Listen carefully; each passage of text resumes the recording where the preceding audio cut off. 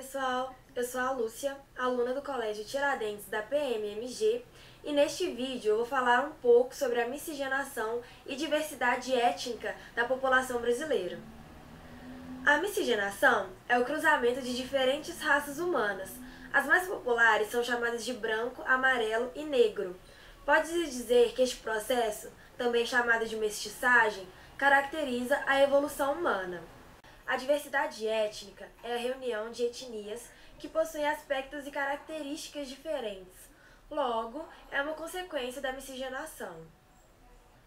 As origens étnicas básicas da miscigenação no Brasil provêm da mistura de três raças: o indígena, o branco e o negro. Este cruzamento deu origem aos mestiços, chamados mulato, que é a união entre o branco e o negro, caboclo ou mameluco, que é a união entre o branco e o índio, e cafuso, união entre o negro e o índio. A diversidade brasileira é resultado de pelo menos 500 anos de história, em que ocorreu a mistura dos três grupos citados anteriormente, o branco, o negro e o índio. Sobre essa base, juntaram-se, além dos portugueses que desde a colonização continuaram entrando livremente no Brasil, vários outros povos imigrantes que expandiram e diversificaram ainda mais a formação étnica na população brasileira. Do século XVI ao século XVIII, aproximadamente 15 gerações, a estrutura genética da população se consolidou.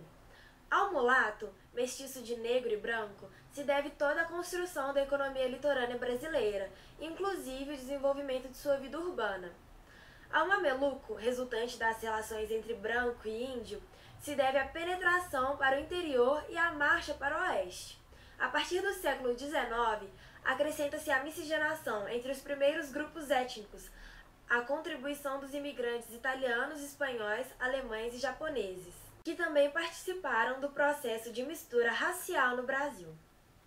De maneira geral, pode-se dizer que predomina no litoral o mulato e no interior o branco e vários mestiços. A população é mais índia no norte, menos branca no nordeste, mais índia e mais branca no centro-oeste, e menos negra no sul. No sudeste, historicamente a área de maior de desenvolvimento, há um pouco de todas as raças. Os portugueses trouxeram uma complicada mestiçagem de lusitanos, romanos, árabes e negros que habitaram em Portugal. Os demais grupos, vindo em grande número para o Brasil em diversas épocas, também tiveram caldeamento semelhante. A descoberta de minas de ouro e de diamantes em Minas Gerais foi o grande fator de atração migratória.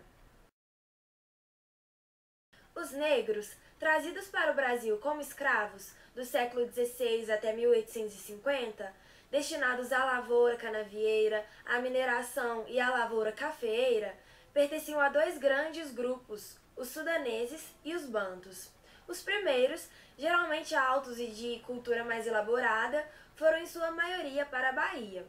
Os bantus, originários de Angola e Moçambique, predominaram na zona da Mata Nordestina, no Rio de Janeiro e em Minas Gerais. Surgiu assim o terceiro grupo importante que participaria da formação da população brasileira, o negro africano.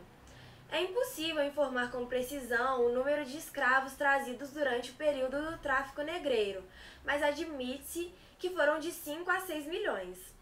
O negro africano contribuiu para o desenvolvimento populacional e econômico do Brasil e tornou-se, pela mestiçagem, parte inseparável de seu povo. Eles se espalharam por todo o território brasileiro, em engenhos de açúcar, fazendas de criação, arraiais de mineração, fazendas de café e áreas urbanas. Os indígenas brasileiros pertencem aos grupos chamados paleoameríndios, que provavelmente migraram em primeiro lugar para o Novo Mundo. Agrupam-se em 4 troncos linguísticos principais: o Tupi-Guarani, o Tapuia, o Caraíba e o Aruaque. Atualmente, os índios acham-se reduzidos a uma população de algumas dezenas de milhares, instalados sobretudo nas reservas indígenas da Amazônia, Centro-Oeste e Nordeste. Os principais grupos de imigrantes no Brasil são portugueses, italianos, espanhóis, alemães e japoneses, que representam mais de 80% do total. Até o fim do século XX, os portugueses aparecem como grupo dominante, com mais de 30%. São os italianos, em seguida, o grupo que tem maior participação no processo migratório, com quase 30% do total, concentrado sobretudo no estado de São Paulo, onde se encontra a maior colônia italiana do país. Seguem-se os espanhóis com mais de 10%, os alemães com mais de 5% e os japoneses com quase 5% do total de imigrantes. A diversidade étnica nos permite a percepção da grande diversidade cultural, linguística e religiosa, pois algumas adaptações entre as raças foram necessárias para tornar possível a convivência entre os povos. Os portugueses, embora possuidores de conhecimentos técnicos mais avançados, tiveram que aceitar numerosos valores indígenas indispensáveis para o ajustamento ao novo meio. A nova cultura incorporou o banho de rio, o uso da mandioca na alimentação, cestos de fibras vegetais e numeroso vocabulário nativo, principalmente tupi, associado às coisas da terra, na toponímia, nos vegetais e na fauna, por exemplo. A presença de africanos projetou-se em toda a formação humana e cultural do Brasil, com técnicas de trabalho, músicas e danças, práticas religiosas, alimentação e vestimentas. Por exemplo, a capoeira é uma dança típica africana, aderida culturalmente no Brasil e praticada como um esporte. Outro exemplo é o candomblé, uma religião também de origem africana, inicialmente praticada em senzalas, quilombos e terreiros.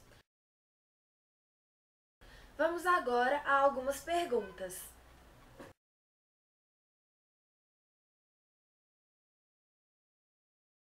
No Nordeste, destaca-se a característica arrastada na fala, um jeito mais manso de falar, com expressões do tipo oxente, indica espanto ou surpresa, abestado, que é um adjetivo que quer dizer que alguém é tolo. No Sul, sotaque pronunciado mais na ponta da língua, sendo tchê o dialeto mais popular, usado como saudação. Algumas palavras de origem indígena, como por exemplo mandioca, peteca, que significa bater de mão aberta, enfim, cada uma com sua história indígena. Próxima pergunta.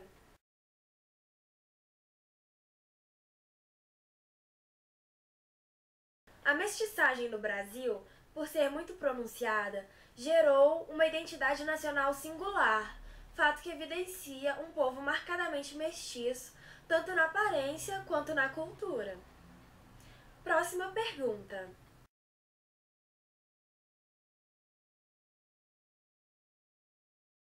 Muitas culturas variadas foram adquiridas com a miscigenação de etnias, sendo elas formas de trabalho, produção de alimentos, musicalidade, entre outras culturas. Cada uma delas tem significante desempenho evolutivo no desenvolvimento industrial brasileiro.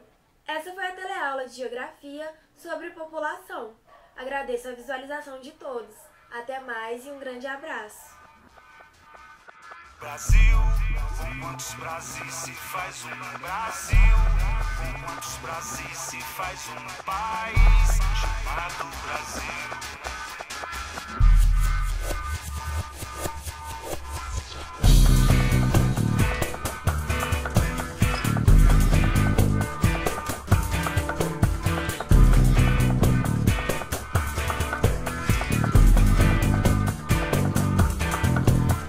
Sob o mesmo céu, cada cidade é uma aldeia, uma pessoa, um sonho, uma nação.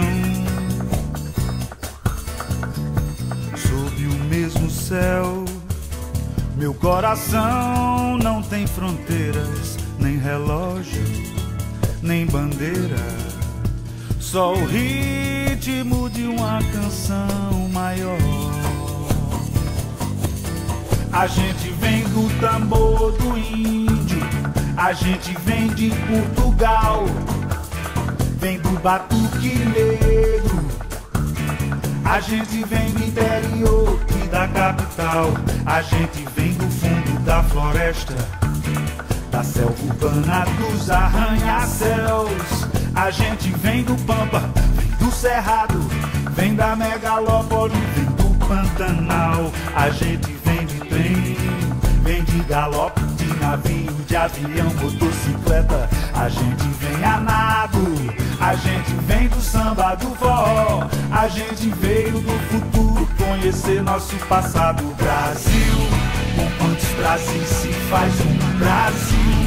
Com quantos Brasis se faz um país chamado Brasil? A gente vem do rap da favela, a gente vem do centro e da periferia. A gente vem da maré, da palafita, vem dos orixás da Bahia. A gente traz um desejo de alegria e de paz. E digo mais, a gente tem a honra de estar ao seu lado. A gente veio do futuro conhecer nosso passado. Brasil, com quantos Brasis se faz um Brasil? Com quantos Brasis se faz um país